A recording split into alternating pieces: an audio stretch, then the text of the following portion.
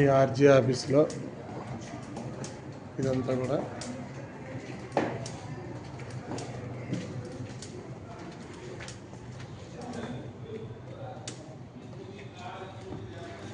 India administration division వీటికి సంబంధించి library senses commission.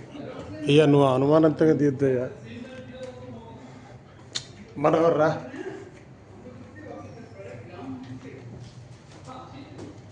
ఏదో కల్పించే అవకాశం ఇచ్చినారు, నువ్వు అంతలా విచిత్రం చేస్తావు.